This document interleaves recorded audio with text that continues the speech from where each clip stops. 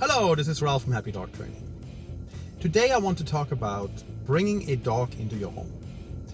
And it doesn't matter if you rescued a dog from the shelter, if it is a dog that you purchased from a breeder, if you are rehoming a dog, if you found a dog on the street. However you came to your dog or your dog came to you, there are right ways and wrong ways to integrate a dog into your house. And this particularly is important when you rescue a dog and you go for a shelter and you bring a rescue dog home. You have to do it the right way to make that a successful integration. And that seems to be difficult for many. And I think it's because emotions get the best of us. And I get it. I mean, it's you bring a dog home, you want to rescue a dog, you bring him out of a kennel environment, he's been locked up there, you maybe saved his life, maybe he was on death row. I totally get the emotional attachment and the emotional decision making that comes from it, but emotion isn't your friend of making that the best possible experience for you and your new dog. So bringing a dog into the home is a little bit of an art form, but it's not super complicated. It's some very basic things you just have to do for a little bit. And they're not forever. So everything I'm going to talk about are not things that I'm suggesting you do for the rest of your dog's life. No. I'm suggesting you do them for 4, 6, 8 weeks maybe while you bring your dog into your house. And it's going to be so much smoother of a ride in every aspect if you just follow a few basic guidelines. It's going to make everything easier on you. It's going to make it easier on your dog. Your dog's going to be so much calmer, more relaxed, and happier if you just do things in a specific way. I'm going to talk about those specific things. So the first thing is when you bring your new dog home, let him experience the house, but do that on leash. So the moment your dog comes, you have your dog on a leash. And you don't have to look for like perfect walk next to me, perfect leash manners. None of that is obviously in existence at this point. No, just have your dog on a leash and take him on leash through the house. Let him sniff a little bit. If there's something he's not supposed to sniff, just hold him back with a leash. Don't do anything. You don't have to yank on the leash or none of that. Huh? Just like, just hold him back, and he's like, he can't go. Okay, stop that now. Huh? So just come with me, and then just guide him to the house and let him experience everything. Let him just go around there a little bit. Take a minute, take 2 minutes, maybe upstairs, downstairs, a minute and a half each floor. Just go through it. And then you put your dog in his crate. And yes, you're going to use a crate. And you have a nice blanket in there. You can have some chew toys in there. You put his food and his water in there. Have your dog in a crate to integrate him into your house. You want him to decompress wherever he's coming from. You want him to get to know you. You want him to be able to observe the family and everything that goes on there from the safety of a crate. And crates are not prison cells. There is a big difference between a crate and in a loving home and a kennel in a shelter where everything smells like blood, feces, urine, death in every corner, because that's what happens in shelters. There's a big difference between that and the crate in your house. You make that a nice, comfortable space. You can have multiple crates. You can have a crate downstairs. You can have a crate in your bedroom. This is not about separating you from your dog. This is about giving your dog a safe space to learn about your home, learn about your life, and integrate himself. You take away choices by using a crate, and that's on purpose. Your dog's life is a little bit boring for the first couple of weeks, and that's also okay. If you take some choices away and make a lot of choices for your dog will figure out, oh, that's how we do this. Oh, that's how we watch TV together. Oh, that's how we're in the kitchen together. Oh, this is how we eat together. Oh, this is how we read a book together. Oh, this is how we're on the bedroom together. You have your dog in a crate when you can, and you have him on leash outside of that. So it's not just a crate, it's also the leash. So it's leash, crate, leash, crate, leash, crate. And you have your dog with you in your home on a leash, or if you can't, then you put him back in his crate. You go back in and out of the crate 100 times a day if you have to. It's about setting it up that your dog learns how the environment works, how the life with you works, and how everything's supposed to go. And if he does something or she does something you don't approve of, you can just hold him back on the leash. You just hold the leash and you just can't proceed. You just, no, not gonna happen. So now he can learn, or she can learn, how to do things with you without a lot of conflict, without a lot of drama, without any kind of violent behavior on anyone's part. You just always have a recourse of, no, that's not gonna happen. We're not gonna do it this way, and you're gonna stay here with me. He also, during this time, you should do training with your dog. You should, if your dog came from out of a board and train program, you do the same thing. You practice the obedience commands that your trainer shared with you. Maybe you have a handout, maybe you just walk through, maybe you have an instructional video. Just use that and practice the things your dog has learned every single day, a couple of times. You don't need to have big training sessions if your dog came out of a board and train. Obviously, it's training. But you want to practice everything, and you do that on leash.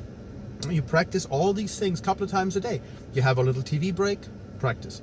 You're waiting for your tea to warm up in the kitchen, practice. You're making yourself a pancake, and you have to wait until you flip it over, practice.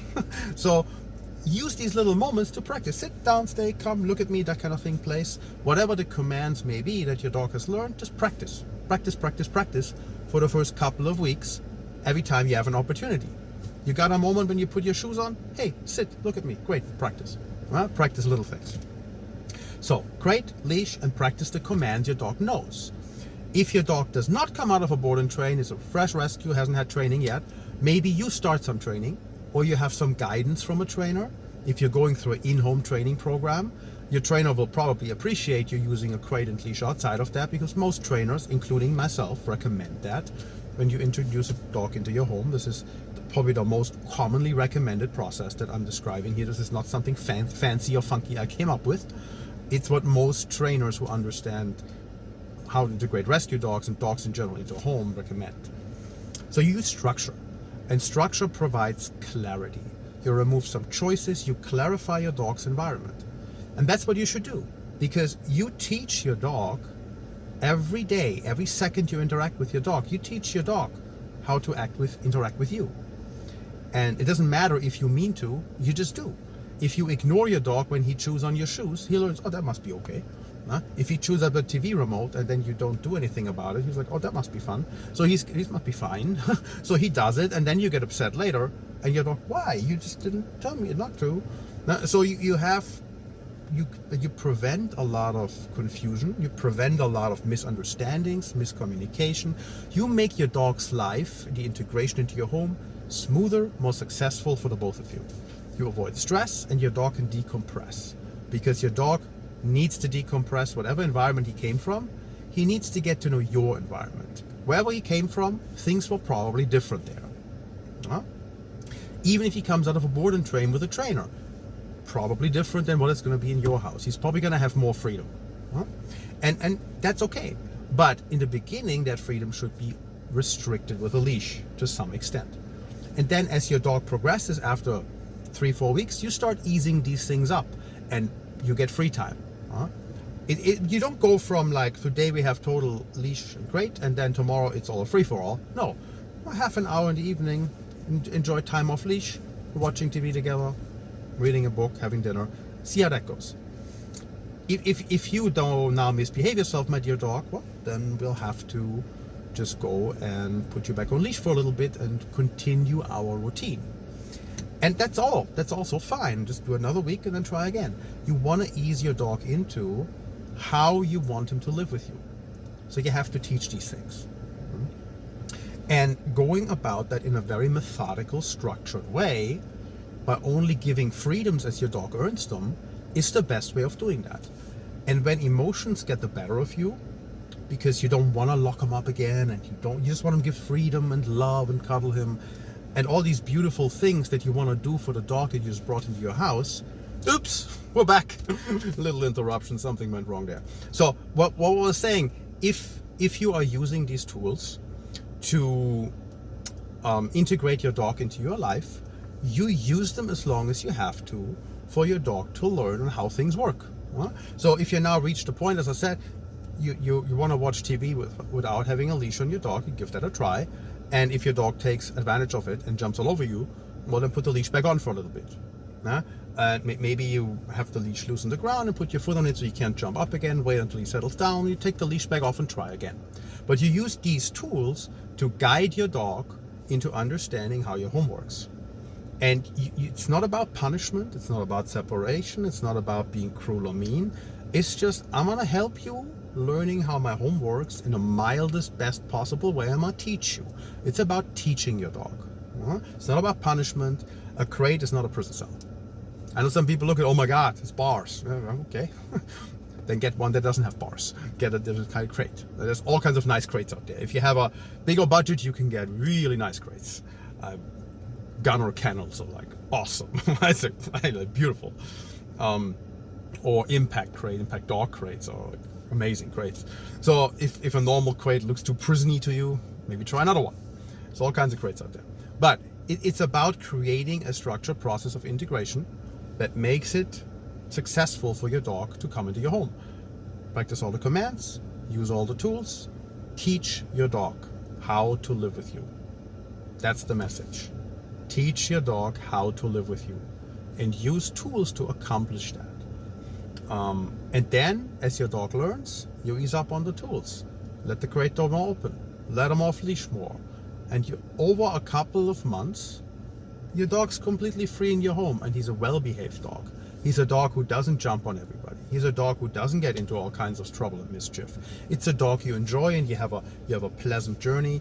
I'll guarantee you, the rescues that you get your dog from, the shelters, the trainers, everybody who will facilitate this process of getting a dog to you and getting your dog trained will appreciate you understanding that. Because it makes everybody's job easier. It makes your experience better. It helps your dog. It prevents the dog from becoming a menace and going back to the shelter because you can't handle it. It just makes everything a smooth ride and you can have a beautiful relationship with a wonderful animal. And you become a team through this process, because that's another thing. You become a team.